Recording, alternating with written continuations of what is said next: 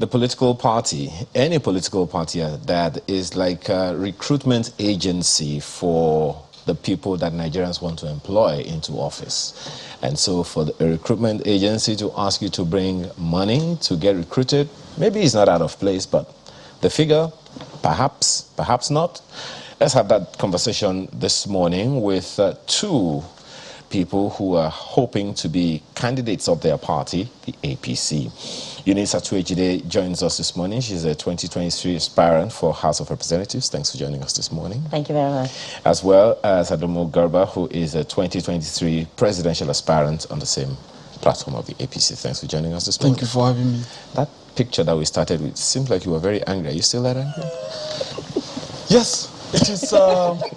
You see, you can't financialize a political office because that is an office for public good. Nobody is saying that presidential office, one of the most pricey offices on the black list, especially that of Nigeria, should be easy to get. No one is saying that. But it should be based on your quality of output, your competency, your capacity to deliver. Even in countries where we learned our democracy from, the United States of America, that's why sometimes you see so many presidential aspirants at the beginning, facing the Americans, discussing their programs, their plans, and their objectives. That is how you emerge a leader, based on the quality of what they are expecting to deliver to the public. Imagine if you put the criteria as until you provide a comprehensive security solution to this country, we are not going to give you the ticket. You see how people will jostle to find solution. You see how people to jostle to find solution to job creation, to economic problem, to our healthcare challenges, to our education challenges. But nobody is being asked that.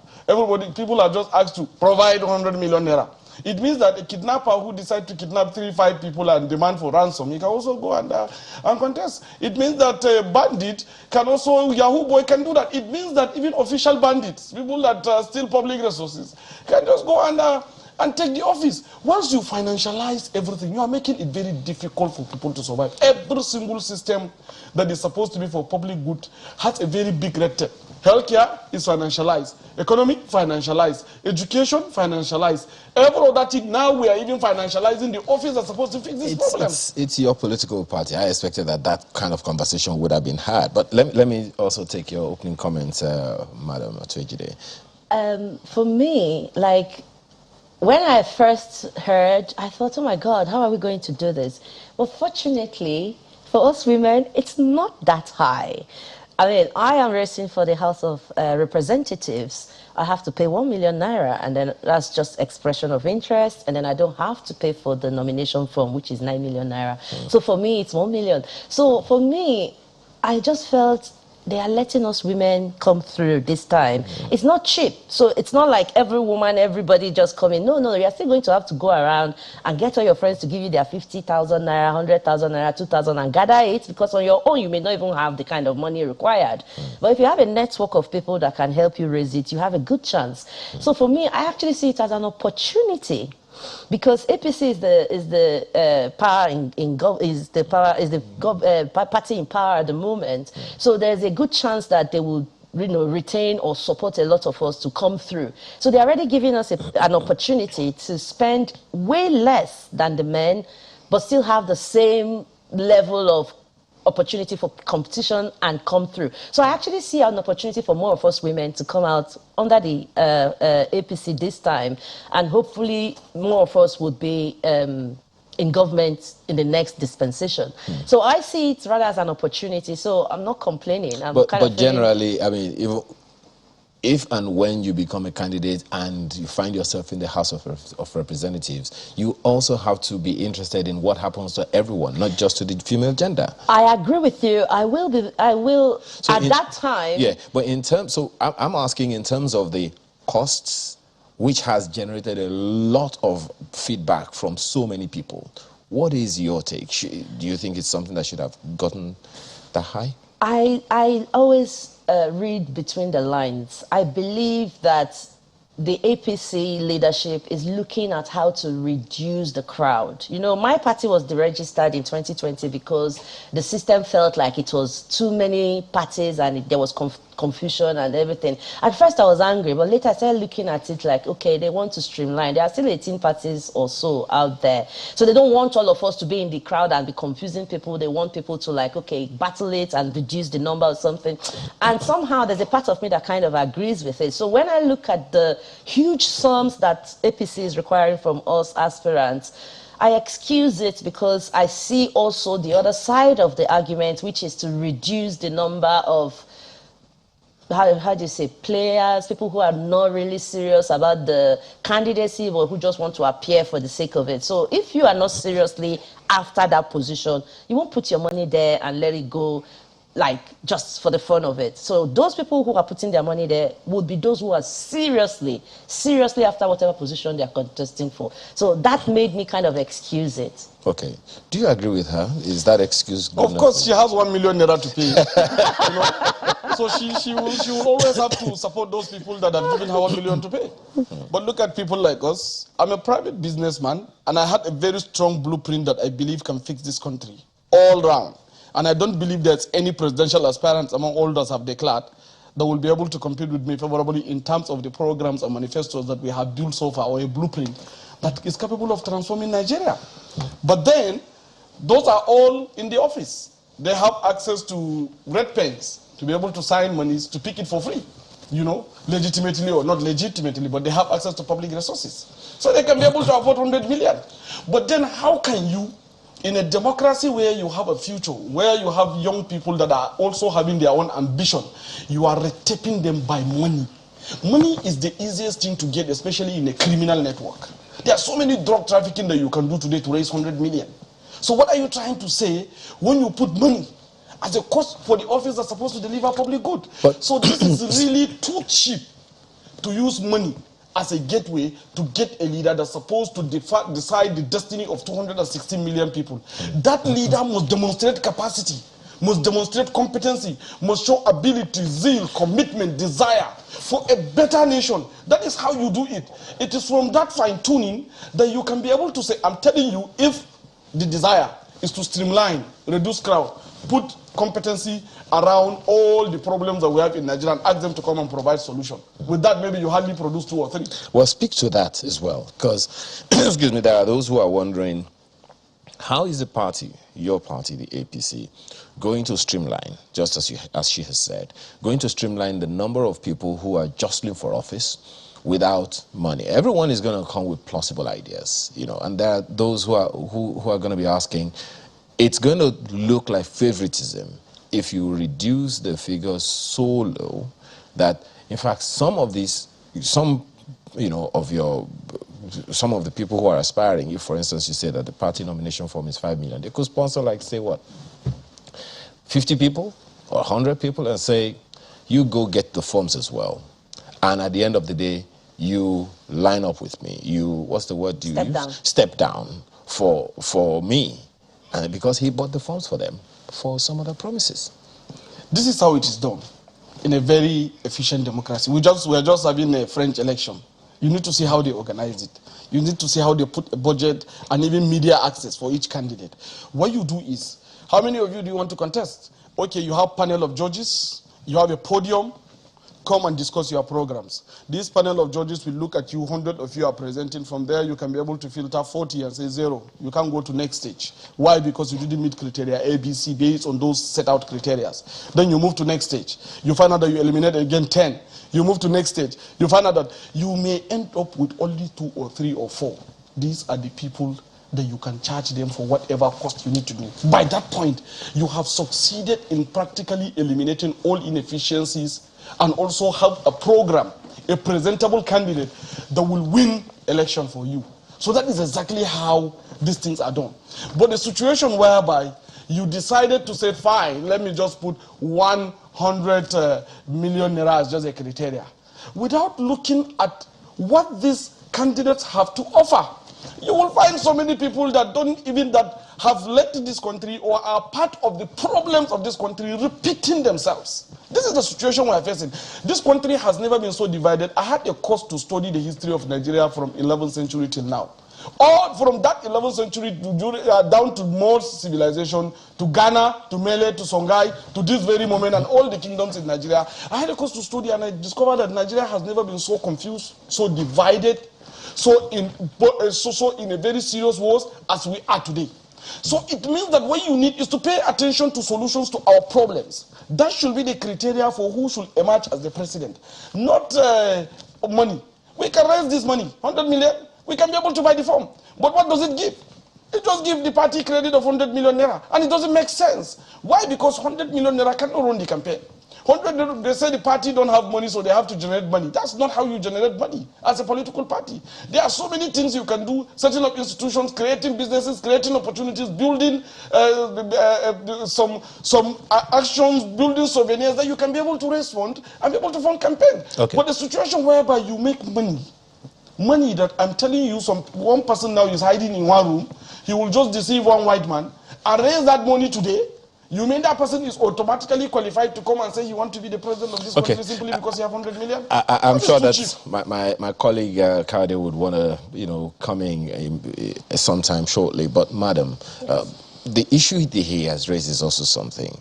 Using money, according to him, to streamline is cheap. And there are people who have also wondered, isn't it possible for the political party to have done what he talked about, and that is organize debates with the various aspirants and select the best candidates? You have to always look at things holistically. You have to look at a lot of different angles and then come to a conclusion that makes sense. Look at the timetable we are working with this year. It's not like the normal electioneering timetable. I was here in 2018, 2019 to the run-up to the presidency. We had a long time before we had to do primaries. Now we have just a month from the time the laws changed and the time the timetable came out. You have 1 month to organize your house.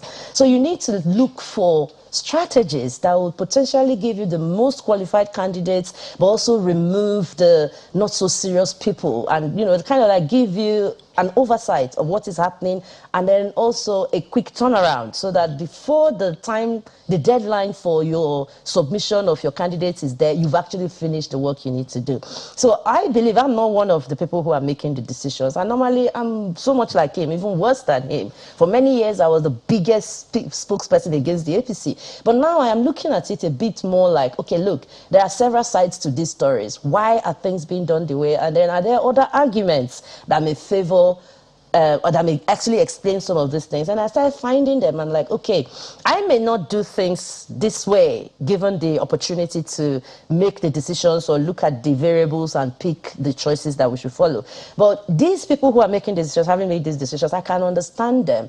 Yes, there are other ways to do it, and in France, they'll start 2 years to the elections and start to do these debates and select, and we don't have that kind of time. Our election cycle is so short. Is it because we don't have the time, or we didn't plan it Our laws do not give us the opportunity to plan that way. Like, if you look at the Electoral Act before this time, you only had 90 days to campaign. How would you conduct nationwide debates in 90 days? So you have to work with whatever is the legal madam, framework. It's the intra-party. That's exactly what it is. Not inter-party. But the intra-party follows the specifications of the laws. So if the laws is telling you this is the time frame we expect ABC, whatever you are planning intra-party wise, you have to put it within that space. If you don't, you're going to run into trouble. So if you now have 3 months to do, for example, the whole campaign, you can't start 2 years before and start doing things, because most people will not take part when they know 90 days. So for you, the law is the culprit? I'm not saying the law is the culprit, but you have to understand that the decision makers have to look at many variables. They need to come to a point where everybody who is picking the forms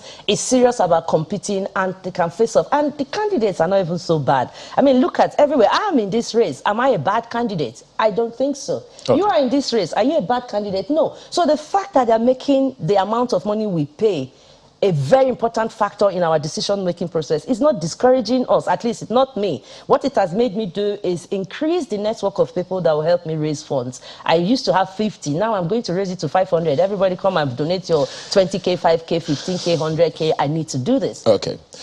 Kadi. Well, Let's break this down, just in case you're just joining the conversation and you're wondering what exactly is this 100 million about. Well, let's break it down for you. So yesterday the APC put out the decision that the presidential EOI and the nomination form will cost 100 million naira. For governorship, we have a breakdown for you. It will cost 50 million naira. For senatorial EOI and nomination form, it will cost 20 million naira. There you go. House of Reps, 10 million. State House of Assembly, 2 million. There's 50% discount for candidates less than 40 years. And for women and people living with disabilities, they also have their own discounts, as it were, as well. So that's what we're focusing on this morning. And Mrs. Atoyejide spoke about how she has to just pay 1 million naira instead of 10 million naira for House of Reps. So let me come back to you, Mr. Garba. Just to be clear, I know Mrs. Atoyejide says, well, she can try to make up the 1 million naira. But for you, can you afford the 100 million naira? Yes, we are going to raise the fund. We are even making a very strong, in fact, we have made a progress. It's very likely that we are going to pick the fund very soon. But my pain here has nothing to do with the 100 million naira. My pain is from the capacity. Like, how can us make a presidential office in a very confused country like Nigeria, you know, to money? Yeah, and I appreciate that point. Be happy now. She has only 1 million. I need like 100 of her. I appreciate that point you've made. She has only 1 million. And the issue of debate that I raised earlier, where we need to discuss from an issue, is an intra-party issue. She just joined APC. She doesn't know how we do it inside APC. I have been there since 2015. In party politics, you have an interaction with INEC. There are some specific areas where we interact in INEC. It has nothing to do with your internal activities. So it is within that internal activities that you do to fine-tune, filter, organize, so that by the time you are facing the public with formidable candidates that know what to do, that has the blueprint, and that can convince the public. Your target is to win election. Your target is not to set a red tape. We'll try to break this down further, Mr. Garba. But just to follow up on, you said, yes, you can raise 100 million naira. And, I mean, you're on Twitter. The first response you put ended with, wow. And you said 100 million naira for a nomination form and all of that. You say, wow. But people are saying people who can afford 100 million naira, they're probably questionable. I mean, how will they just take that large sum of money and sink it into that? So how would you raise that money? Just so Nigerians can understand, for those who think maybe it will be by dubious means. How would you raise 100 million naira? That is why, if you look at even what I said in my tweet, it's a collective resolve. Because as long as it's happening to me at Adamu Garba, simply because I have an ambition as a result of about over 10 years of research to build a blueprint, it means it can happen to every other Nigerian. So it is very important for us to show a collective result this time around, that we collectively can be able to confront our challenges. So I'm not talking about me trying to go and start selling my property or picking money from somewhere to go and pay. Of course, I'm not somebody that has been in the public office that have stolen money. You know, what I have is just an ordinary citizen who is a private citizen, a businessman. So what we are doing is that we are going to raise the fund among the network of interested people. In fact, as I'm talking to you, there is a very massive demand on the same online platform, both on Facebook and Twitter and Instagram, for people that asking me to drop my own account number so that they can make contribution. But that's not how we want to do it. As a capitalist, I believe in exchange for value. So we are trying perhaps maybe to do a book launching. I've already written my own life story, which is something that we are planning to launch very soon. So perhaps that could be an avenue for us to raise this money. And some other people also that willingly indicated their interest to donate, they are free to come and donate. That is how we are going to do it. It's not going to be me, Adamu Garba. In fact, perhaps maybe I might not even be the one to pay. Some people will pay, and then we now go and pick the form to show the Nigerian leaders that we are ready to take charge of this country and fix it in the interest of the general future and the greater good of Nigerians. We cannot continue to mortgage our future in the hands of very few decisions that seems to be putting a serious dent on the image of the party we work so hard to build. Okay, If you go back to history, even our current President Muhammadu Buhari, the form of APC was 27 million in 2015. He complained about it. In 2019, where I contested, it was 45 million naira. In 2023, we are having 100 million. It means if you go by that equation, by 2027, it is going to be 250 So million. are you saying, in essence, that you're not happy that the president has not spoken up against this? Mr. Garba, are you saying that you're not happy that the president has not spoken up against it same way he did years ago? Frankly speaking, I know to some significant aspect President Muhammadu Buhari.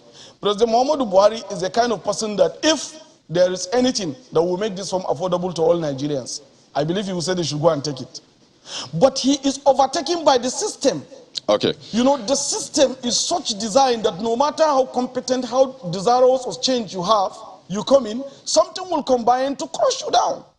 If you look at even the historical antecedents of Nigeria, it's always been since we come back to 1999 to since we come into democracy from 1999. President Olusegun Obasanjo was a competent person. He came into the system. It confuses him. Then he couldn't deliver as much as he expected to do. Similarly, you come to Yaradua, the late Yaradua, you come to President Jonathan, similar thing. President Buhari came with a very strong plan for the economy, for security, and for corruption. And eventually you see how the system is so wired in such a way that it has to be confused. It's so confusing that it takes to consume the principal actor. So that is why even us in our manifesto, in our proposal, is to confront and reconfigure the system to be able to accept our sincere realities and liberate us from this cage that seems to confuse everybody. All right. Let me bring Mrs. Atwejide into this because she's also an interested party, pardon me, because of our time. So, Mrs. Atwejide, let me just ask you this. We're at a time where a lot of Nigerians have been groaning under, the economic realities we're faced with. There's inflation to grapple with. There's, rising cost of food items. There's a rising cost of, diesel, essentially energy costs, and it can go on and on.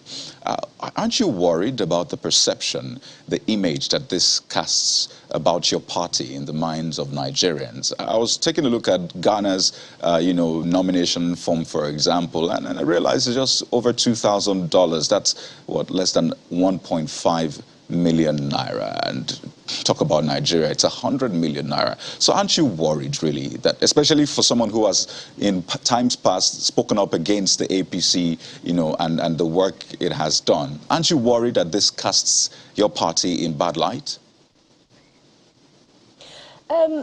I'm not worried because at the end of the day, it's so much the party as it is the candidate. So at the end of the day, they are not going this time around just to go and vote for APC. They're going to be coming there to vote for Eunice, to vote for Garba, to vote for whoever it is that they are seeing in front of them.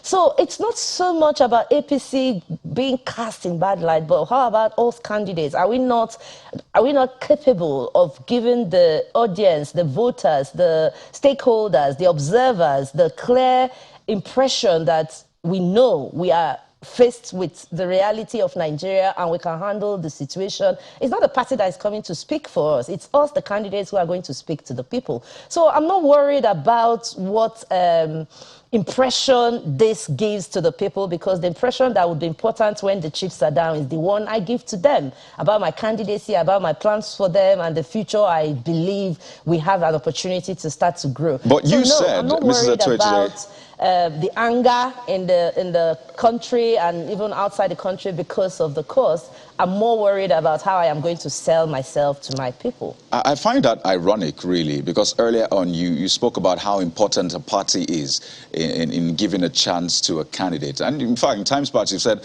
it's just APC and PDP. When you, I think when you declared at least your support for then PDP 2019 presidential candidate Atiku Abubakar, you said, well, the battle is just between two parties. And you have again said this morning that the parties play a major role. So a lot of people want to come to APC, for example, because they know that with the clout and all of that, they'll naturally get the votes. But now you're saying that it's about the candidate. And aren't you worried that you're not worried about the perception people have about your party?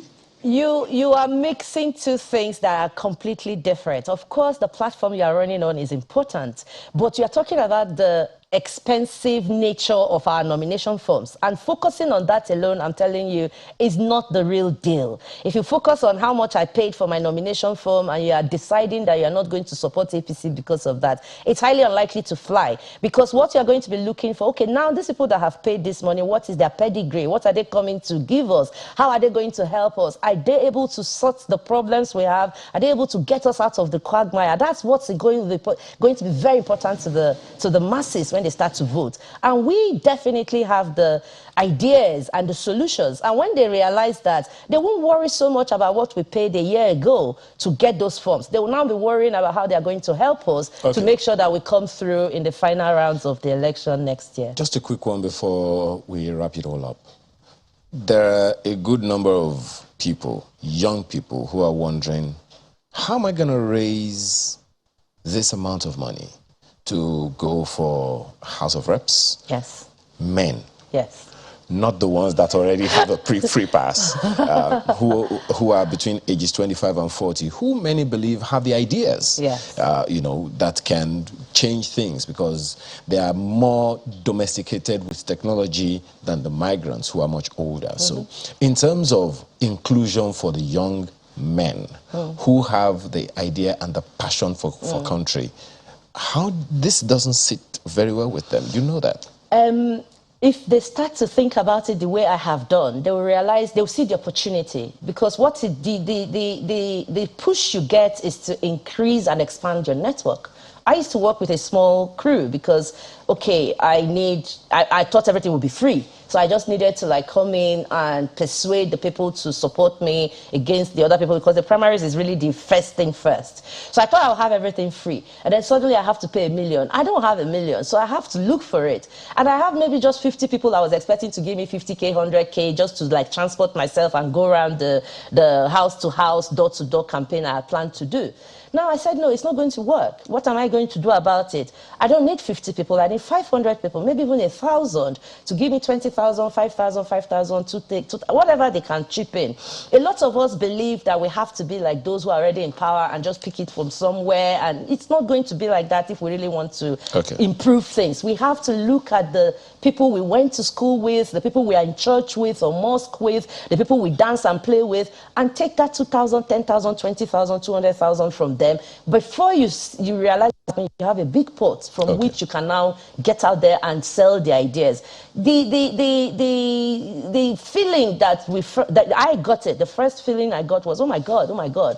But then when I started thinking about it, even my friends, I mean, he's telling you right here, right now, he doesn't even have to raise the 100 million. Okay. He just has to look at his network and make sure that they raise the 100 million for him. But I'm talking about the young people now. So yeah, I'm talking about the young people. We're talking about the under 30s, under 36. Yeah. Do you see a situation where young men will do whatever they can, marshal a sizable number of people, links, connections, and all of that? Let me not even talk about the 100 million. Let's talk about the 50 million and the 25 million to gather that money and donate it to a political party. Yeah, to be very, very frank with you, if there is anything that helped young people in this country, it's this nomination fee. Really? For the first time, myself, I have seen a solidarity unimaginable that I have never seen in this country. So many young people, some of them even making clear donation, 3,000, 150,000, 500,000. There is a guy that said, I'm going to sell my own house and make a donation. If they are trying to do it for Adamu Garba, it means they will do it to the next friend that is close by, and the next friend, and the next friend. This is doing nothing than to push the young people to the wall to tell them that they have nobody but themselves. So the only way to salvage the situation is to come together, using their collective strength, collective power, so that they can be able to confront the system and tell it that, look, if you have individual pocket capacity, because you have been a governor, you have been a minister for some years, you have been this, you have been the vice president for long, you have gotten a lot of money, we have ourselves. Do you see a situation? It is this ourselves, it is this our network that is going to produce that future we need to close now, but in 30 seconds, do you see a situation where young people will have a consensus candidate that they'll support? I think I saw it, and I think that consensus candidate, if it is the presidency, is Adamu Garba. Okay. These young people are going to vote for Let's close this conversation at this point there. Adamu Garba is a 2023 presidential aspirant with the APC, as well as Eunice Atuejide, who is a 2023 aspirant for House of Representatives. Thank you. thank you so much, both of you, for being here today. Thank you Thank for you. having me.